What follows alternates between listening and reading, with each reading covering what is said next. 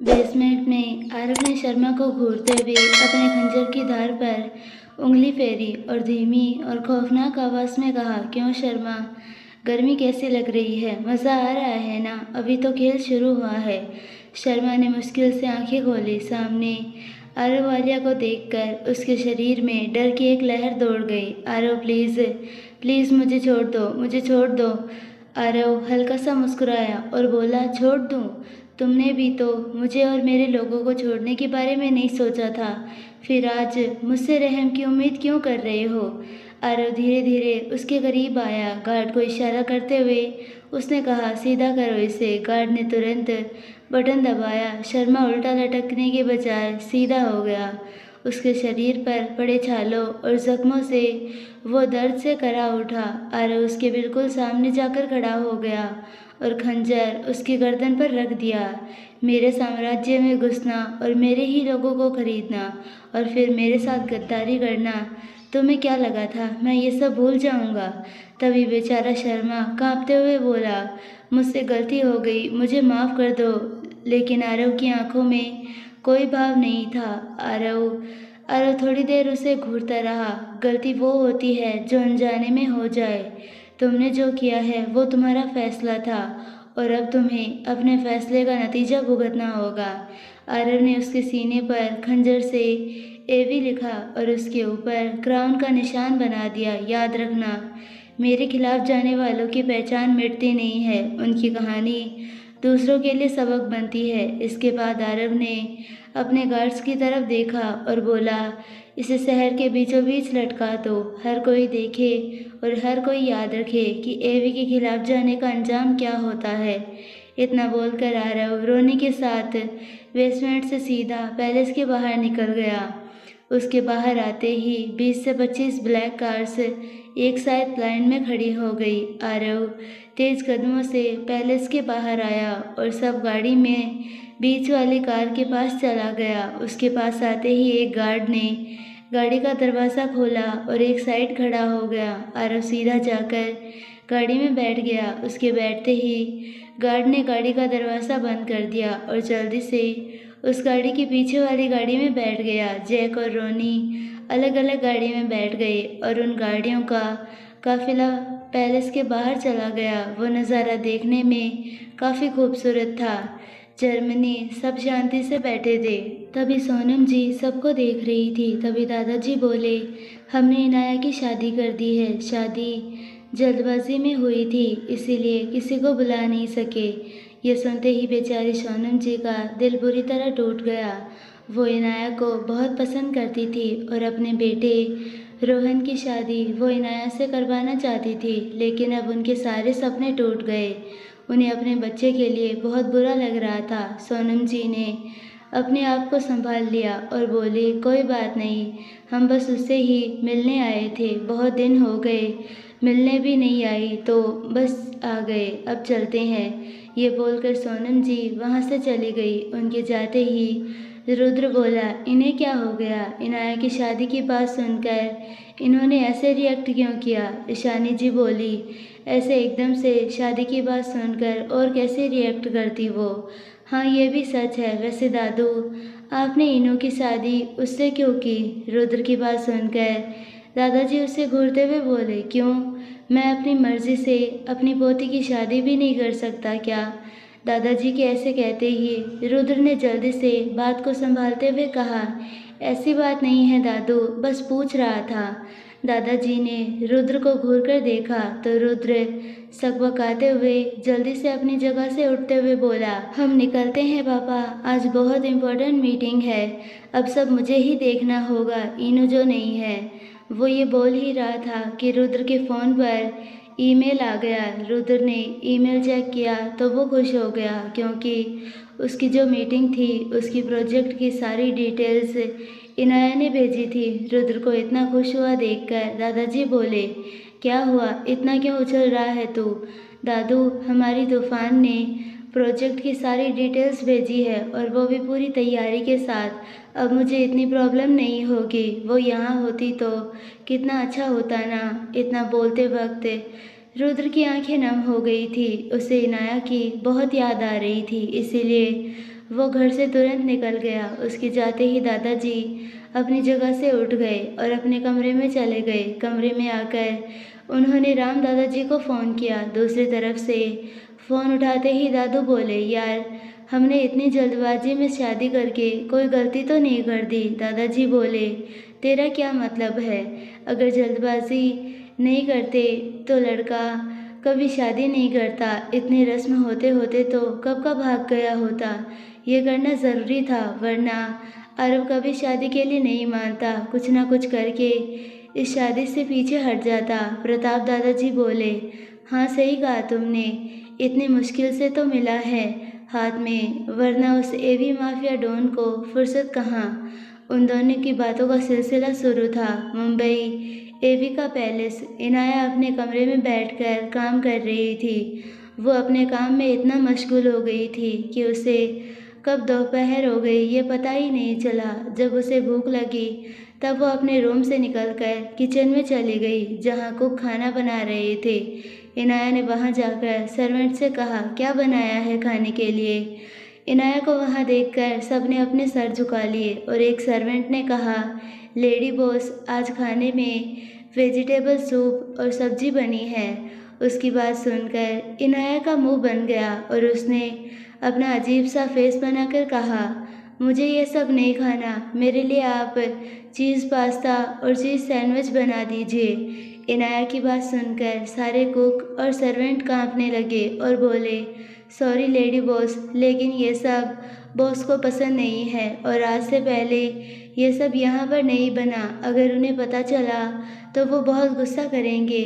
हम ये सब नहीं बना सकते। इनाया उसकी बात सुनकर बोली, हाँ तुम्हारा बॉस ही अजीब है तो उसकी हरकतें भी अजीब ही होगी, लेकिन मुझे ये सब खाना है। तुम अपने बॉस की चिंता मत करो, उन्हें मैं देख लूँगी। लेकिन लेडी बॉस हमें मार डालेंगे। इनाया बोली, ठीक है, फिर मैं खुद ही बना लेती हूँ। ये बोलकर इनाया पूरा किचन चेक करने लगी, पर उसे वहाँ पर कोई भी चीज़ पास्ता नहीं मिला। ये देखकर इनाया का मुंह बन गया। उसने सबको घूर कर देखा और अपने कमरे में जाकर अपना पर्स लिया और वहाँ से सीधा पैलेस के बाहर चली गई। बाहर पार्किंग में लौटकर कई सारी गाड़ियाँ रखी हुई थी और एक ड्रॉअर में सब गाड़ियों की कीज़ थी। इनाया ने सब गाड़ियों पर नज़र दौड़ाई और उसे वहाँ फरारी दिखी, जिसे देखकर इनाया खुश हो गई और उसकी कीज़ लेकर गाड़ी में बैठकर वो वहाँ से निकल गई। गार्ड ने भी गेट खोल दिया क्योंकि आरव पीछे गेट से गया था और उसकी सारी गाड़ियाँ सिर्फ आरव ही चलाता था। इनाया ने मैप ओपन किया और अपनी मस्ती में चल पड़ी। दूसरी ओर आरव एक खाली गोडाउन में आ गया था जहाँ बहुत सारे आदमी काम कर रहे थे। आरव की गाड़ियाँ सब उस गोडाउन के बाहर आकर रुकी। जैक गाड़ी से बाहर निकला, उसके साथ ही सारे गार्ड भी बाहर निकले और उस पूरे एरिया को घेर लिया। जैक अंदर आया और उस गोडाउन के अंदर एक चेयर पर टिक कर बैठा था। जैक ने अंदर कदम रखा तो वो आदमी जैक को देखकर बोला, कौन है वे? उसकी बात सुनकर जैक के पीछे से आरव उसके सामने आया और अपनी भयानक आवाज़ में बोला, तेरी मौत बे। आरव की ऐसी आवाज़ सुनकर वो आदमी चेयर से गिर गया और अपने सामने देखा। अपने सामने एवी को देखकर उस आदमी के पसीने छूट गए और वो आदमी वहाँ से भागने लगा। ये देखकर आरव के चेहरे पर हैवानियत आ गई। तभी आरव का फ़ोन रिंग हुआ। आरव को ऐसे समय पर किसी का फ़ोन आए तो उसका खून खौल जाता था। उसने फ़ोन को इग्नोर किया। आरव कुछ करता उससे पहले ही वहाँ पर रोनी आया। उसने आरव के कान में कुछ कहा, जिसे सुनकर आरव ने अपनी आंखें बंद कर दी और उसके हाथों की मुट्ठियाँ बन गई। आरव ने जैक को कुछ इशारा किया और वहाँ से तेज कदम लेकर चला गया।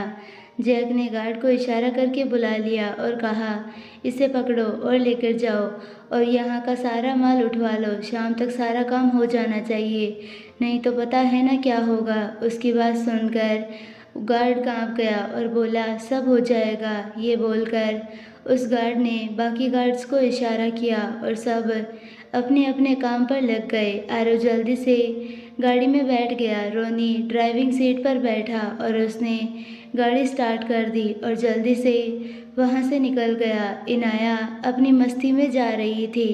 आरव का घर जंगल एरिया में था जो शहर से बहुत दूर था। इनाया खाली सड़क देखकर फास्ट ड्राइविंग कर रही थी, इसीलिए वो जल्दी ही शहर में पहुंच गई। उसने एक मॉल के बाहर गाड़ी रोक दी और गाड़ी से बाहर आई। इनाया के बाहर आते ही सब उसे देखने लगे। वो थी ही इतनी खूबसूरत और साड़ी पर तो और कयामत लग रही थी।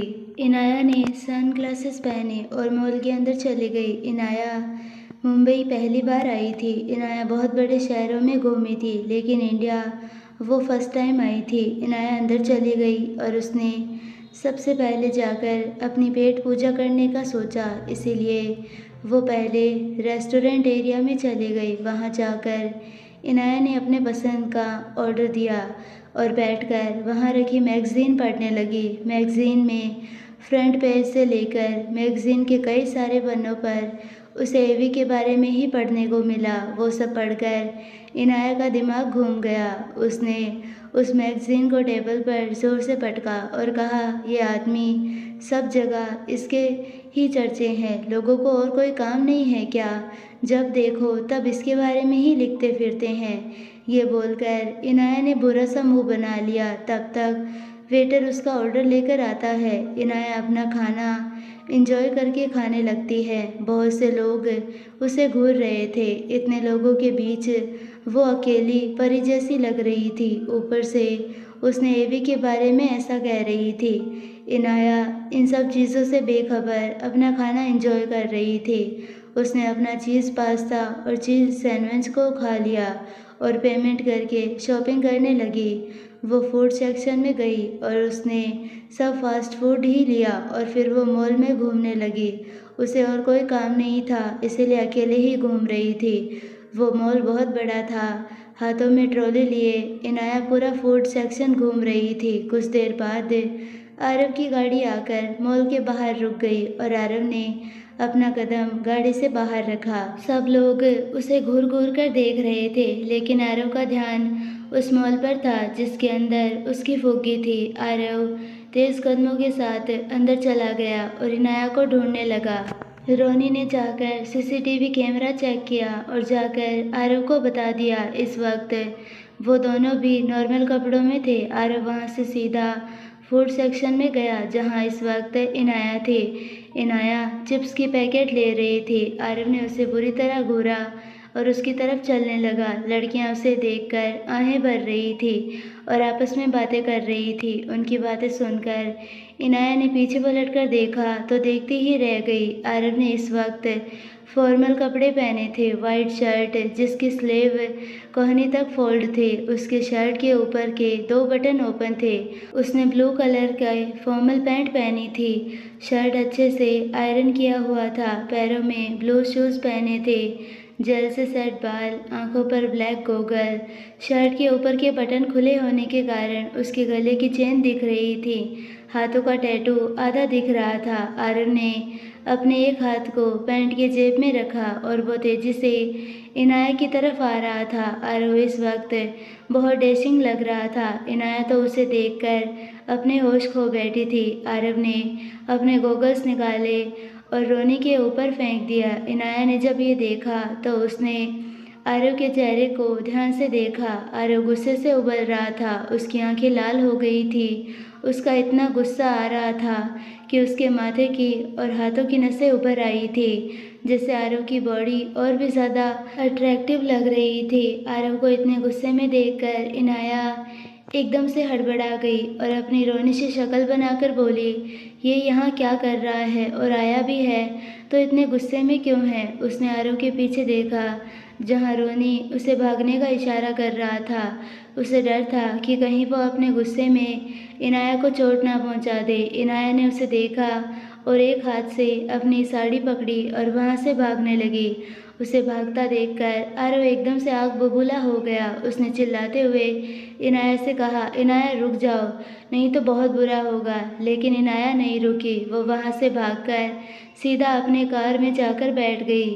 रोनी ने एक गार्ड को उसके सामान को पैक करने को कहा और वो भी आरव के पीछे चला गया। आरव तेज कदम लेकर चल रहा था। इनाया ने जल्दी से गाड़ी स्टार्ट की और वहाँ से गाड़ी तेजी से भगाते हुए चली गई। आरव ने उसे जाते हुए देखा तो उसे और गुस्सा आ गया। अचानक ही इनाया के सामने कार आ गई और उसे एकदम से ओवरटेक करके वो चली गई। आरव की मानो सांसें ही अटक गई थी। इनाया ने जल्दी से स्टीयरिंग घुमाई और साइड से निकल गई।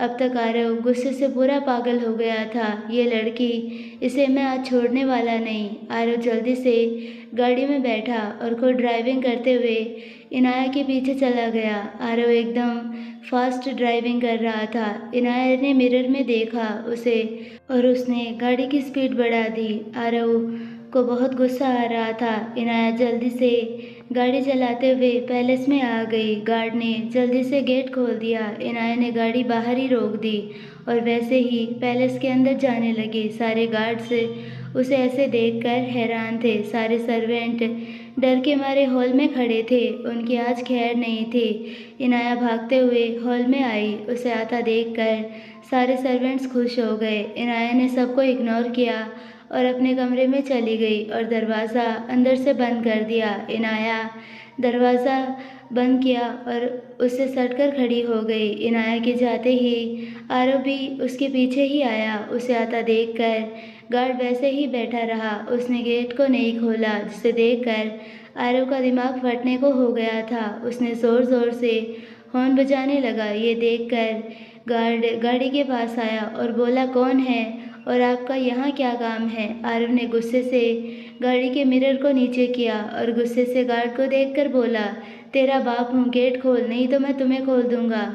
आरव को देखकर गार्ड कांपने लगा और उसकी बात सुनकर तो उसकी पूरी हवा ही निकल गई। उसने जल्दी से गेट खोल दिया। आरव ने गाड़ी को अंदर ले जाकर वैसे ही छोड़कर बाहर आया। उसके बाहर आते ही एक गार्ड आगे आकर गाड़ी में बैठ गया और गाड़ी को संभाल लिया। आरव तेजी से अंदर चला गया। उसको आता देखकर सबकी बुरी हालत हो गई थी। आरव बहुत गुस्से में था और उसने सबको बुरी तरह घूरकर देखा। उसका गुस्सा देखकर सब सहम गए थे।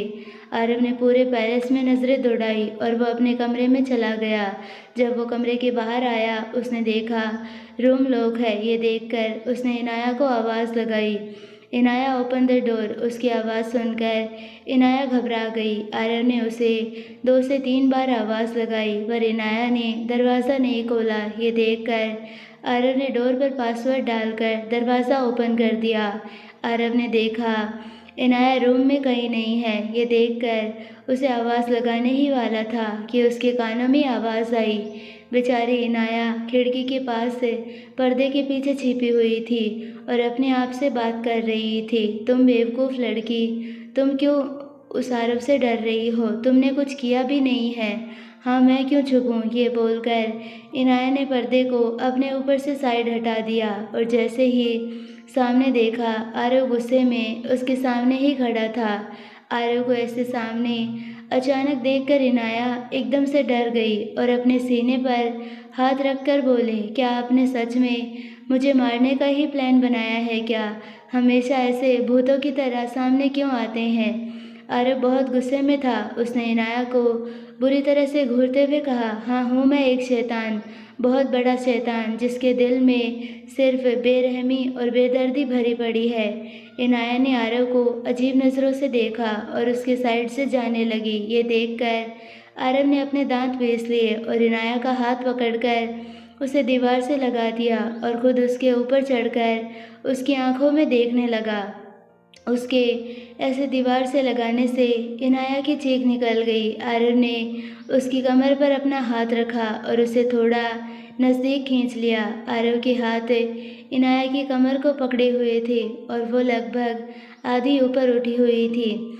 आरव उसे एक हाथ से थामे खड़ा था। इनाया ने अपने दोनों हाथ उसके सीने पर रखे और उसे दूर धकेलने लगी, लेकिन वो ढीठ आदमी ज़रा सा भी नहीं हिला। आरव ने अपने एक हाथ से उसके सर को पीछे से पकड़ा और अपने होठ इनाया के होठों पर रख दिए और उसे किस करने लगा। उसके प्यार करने के तरीके में इस वक्त गुस्सा साफ झलक रहा था। इनाया उसके ऐसे किस करने पर अपने हाथ उसके शोल्डर पर रख दिए और अपने हाथों से उसके शोल्डर को पकड़ लिया। आरव ने इनाया को बुरी तरह पकड़ा हुआ था। जिस कारण इनाया को सांस लेने में भी दिक्कत हो रही थी। उसने जब देखा आरव उसे नहीं छोड़ रहा तो उसने आरव के होठों को जोर से काट लिया, जिससे आरव ने उसके होठों को धीरे से छोड़ दिया, लेकिन उसके होठ अभी भी इनाया के होठों को छू रहे थे। इनाया बहुत तेज़ी से सांसें ले रही थी। आरव ने उसे ऐसे देखकर कहा, बस इतने में ही तुम्हारी हालत ऐसी हो गई, फिर बाद में क्या करोगी? आरव की बात सुनकर इनाया का चेहरा लाल हो गया। उसने आरव को घूरते हुए कहा, आप मेरे साथ वो सब तब करेंगे ना जब मैं जिंदा रहूंगी। ऐसे तो एक दिन मेरी जान जाना पक्का है। तभी अचानक ही आरव को याद आया कि वो इनाया पर गुस्सा था। उसने इनाया को अपनी डरावनी आंखों से देखते हुए कहा, बाहर क्यों गई थी? आरव की बात सुनकर इनाया का मुंह बन गया और वो आरव को घूरते हुए बोली, आपके इस बड़े से भूत पैलेस में मुझे खाने को कुछ नहीं मिला, इसीलिए मैं अपनी पेट पूजा करने गई थी। आरव ने इनाया को बुरी तरह घूरा और कहा, खाने को नहीं मिला मतलब क्या है तुम्हारा? यही कि मुझे जो खाना खाना था वो आपके घर में नहीं था। इनाया ने आरव से दूर होने का प्रयास करते हुए कहा तो आरव ने उसे अजीब नज़रों से देखा और बोला, पहली बात तो ये घर हम दोनों का है और दूसरी बात मुझे बिना बताए कहीं मत जाना, नहीं तो तुम्हें मैं छोड़ूंगा नहीं, ठीक है? लेकिन अभी के लिए मुझे छोड़ दीजिए, मुझे सांस नहीं आ रही है। इनाया ने उसे घूरते हुए कहा तो आरव ने उसे अपनी गोद में उठा लिया और बेड पर लिटा दिया और खुद भी उसके ऊपर आकर लेट गया। आरव के ऐसा करने पर इनाया चिढ़ गई और बोली, आप कितने भारी हो, क्या खाते हो? आरव ने उसे कुछ नहीं कहा और एकटक उसके हिलते हुए होठों को जुनून से देखने लगा। उसने इनाया की कमर को पकड़ा और एक झटके में घूम गया। इनाया आंखें फाड़े उसे देखने लगी। एक सेकंड के अंदर वो आरव के ऊपर थी और आरव उसके नीचे। आरव ने अपने दोनों पैरों से इनाया के पैरों को पकड़ा और उसके हाथों को अपने गले में डालकर उसकी कमर को पकड़कर इनाया से बोला, फुग्गी, मैं अपना कंट्रोल खो रहा हूँ। आरव की बात सुनकर इनाया के कान लाल हो गए और उसकी धड़कनें तेज हो गई। उसकी हालत भी खराब थी। आरव के चौड़े सीने पर लेटकर उसकी पूरी बॉडी आरव की बॉडी से चिपकी हुई थी। ऊपर से उसके शरीर में होने वाली हलचल से इनाया की बॉडी भी रिएक्ट कर रही थी। आरव उसे इंटेंस नज़रों से देखते हुए अपने एक पैर से उसके पैर को सहलाने लगा और उसके कमर को बहुत अजीब तरीके से दबाने लगा। आरव की इस हरकत से इनाया की हल्की आंखें निकल रही थी। दोनों की बॉडी गर्म हो रही थी। आरव ने इनाया के सर को पकड़ा और उसके होठों पर अपने होठ रख दिए और उसके होठों को चूमने लगा। इनाया ने भी आरव को किस का जवाब दे रही थी, जिससे आरव और वाइल्ड होकर उसे चूमने लगा।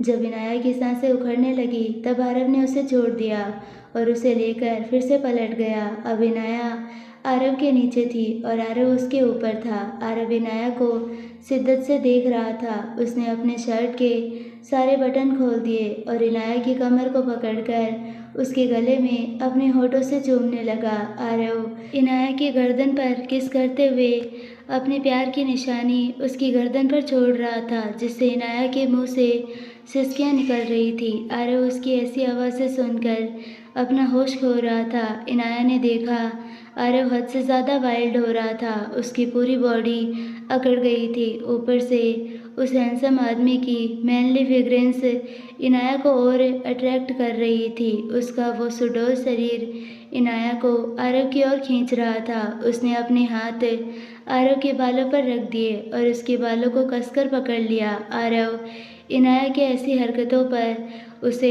दीवानगी से देखने लगा। उसकी आंखें इस वक्त नशे में डूबी हुई थी। इनाया ने उसकी आंखों में देखा और उसकी गर्दन पर जोर से काट लिया।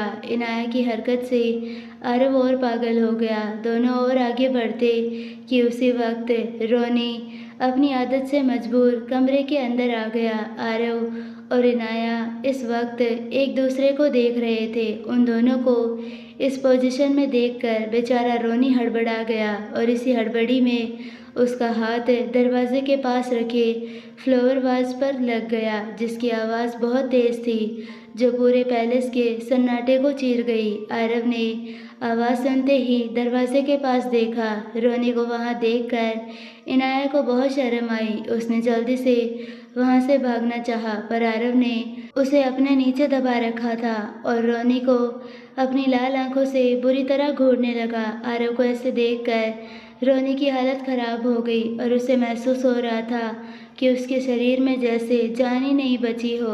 वो अभी भी वहीं पर खड़ा था और आरव को देख रहा था। आरव ने उसे एक लुक दिया जिसे कह रहा हो, तुमने बहुत बुरा किया जो मेरे मूड का बैंड बजा दिया। रोनी ने उसका लुक देखा और उसे अजीब सी स्माइल देकर ऐसे भाग गया जैसे वह आया ही नहीं था। सब गार्ड्स और सर्वेंट सीढ़ियों के नीचे खड़े होकर देख रहे थे कि ऊपर क्या हो रहा है। रोनी को ऐसे भागते हुए आता देखकर सब में अफरा तफरी मच गई और सब भागने लगे। रोनी ने हॉल में जाकर अपने घुटनों पर हाथ रखकर गहरी सांसें लेने लगा। उसे ऐसे देखकर सबकी हालत खराब हो गई थी। इनाया ने आरव को अपने ऊपर से धक्का दिया, पर आरव टस से मस नहीं हुआ और उसने इनाया को घूर कर देखा। इनाया ने चिढ़कर कहा, दरवाज़ा तो बंद करते, कसम से आप जैसा गजब आदमी नहीं देखा मैंने। बस नाम के हैंडसम हो, काम तो एक अच्छा नहीं करते हो। इनाया की बात सुनकर आरव के चेहरे पर शैतानी मुस्कान आ गई और वो इनाया को अपनी प्यार भरी आंखों से देखते हुए बोला, अगर मेरा काम बुरा होता तो अभी जो तुम आ कर रही थी ना, वो भी नहीं करती। आरव की ऐसी बातें सुनकर इनाया का पूरा चेहरा लाल हो गया। उसने अपनी आंखें बंद की और बोली, आपके कान खराब है, मैंने ऐसा कुछ नहीं किया। इनाया की बात सुनकर आरव ने उसकी कमर को प्यार से छुआ, जिससे इनाया की फिर से चीख निकल गई। इनाया की सिसकी सुनकर आरव बोला, ये क्या था मेरी छोटी सी फुग्गी। इनाया को अब ऐसा लग रहा था कि ये धरती फट जाए और वो उसमें समा जाए। इनाया जो बस इस आदमी से थोड़ी ही देर सही लेकिन दूर रहना चाहती थी, उसने आरव की बात को इग्नोर किया और कहा, उठिए मेरे ऊपर से, मुझे अर्जेंट बाथरूम जाना है। इनाया ने उसे अजीब नज़रों से देखा, लेकिन आरव की आंखें अभी भी बंद थी। आरव उसके ऊपर से उठ गया। उसके उठते ही इनाया बेड से उठ गई और बाथरूम में भाग गई। उसके जाते ही आरव ने शर्ट के बटन बंद किए और कमरे से बाहर निकल गया। आरव रौब से सीढ़ियों से नीचे आया। उसने एक सर्वेंट को इशारा किया। वो सर्वेंट जल्दी से आगे आया और उसने आरव के हाथ में एक सिगरेट थमा दी। आरव ने उस सिगरेट का एक बड़ा सा कस लिया और हॉल में सोफे पर पसर कर बैठ गया। उसका चेहरा इस वक्त किसी खूंखार भेड़िए की तरह हो गया था। बेचारे सब कांपते हुए उसके सामने खड़े थे। सबको डर लग रहा था, पता नहीं अब ये राक्षस आदमी किसके ऊपर अपना गुस्सा दिखाएगा। तो उम्मीद करती हूँ आपको ये स्टोरी पसंद आई होगी। अगर पसंद आई है तो प्लीज़ वीडियो को लाइक, शेयर और चैनल को सब्सक्राइब ज़रूर कीजिए और बेल आइकन नोटिफिकेशन को ऑल पर सेलेक्ट कर दीजिए। मिलते हैं नेक्स्ट पार्ट में, तब तक के लिए बाय।